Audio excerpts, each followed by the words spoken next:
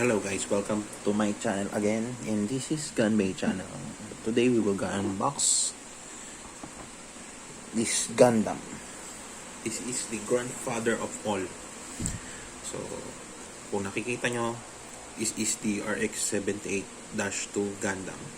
This is a revived version, and as you can see, the logo of the Bandai is already colored blue, not a red. So I think this is a repackage.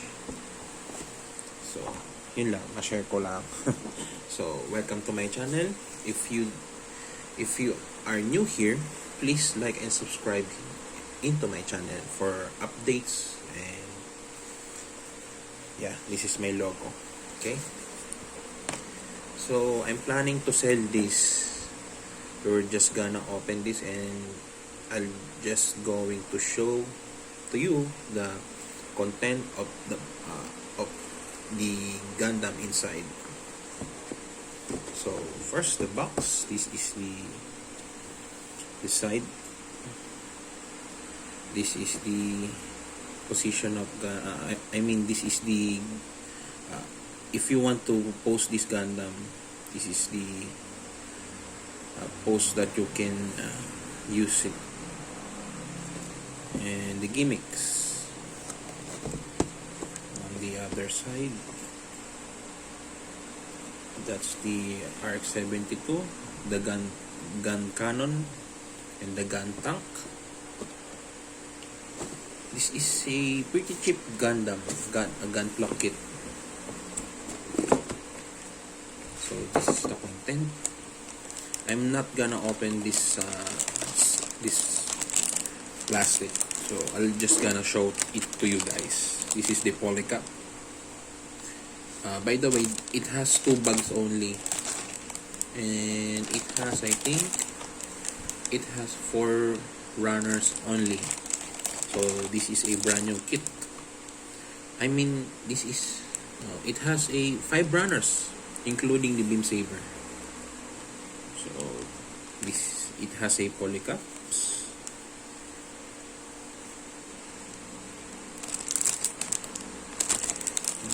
This kit is made from what year? 2015, 5 years ago. This is the second bag. The legs, I think this is the ankle, the foot. This is the shoulder. This is the wrist, the arms, the shield, the back skirt, the head. If you flip this is the bazooka, the beam rifle, the backpack.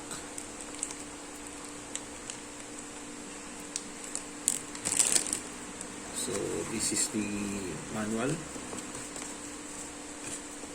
Nothing left.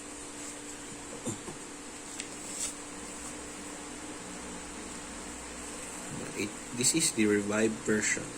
I don't have the first version of this RX-78 high grade. The action poses. It has a good articulation,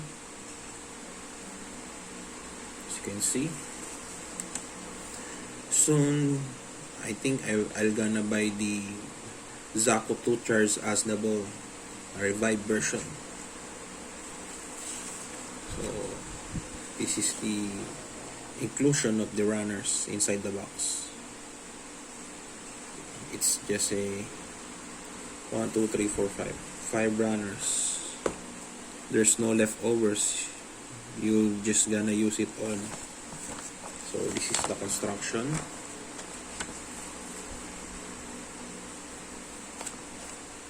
It's pretty basic.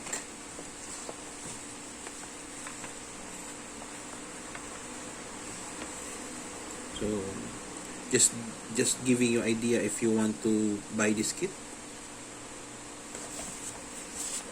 It's just a very simple kit. The action poses, rear view.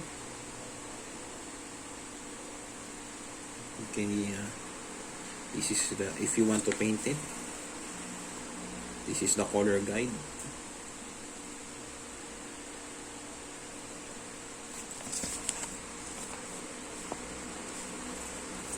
So there you have it, guys, my small unboxing of this Gunpla kit, the grandfather of all.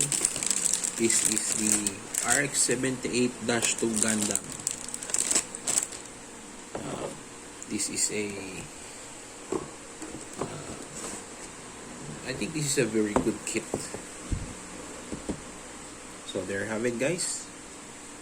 Thank you for watching, and see you on my next video.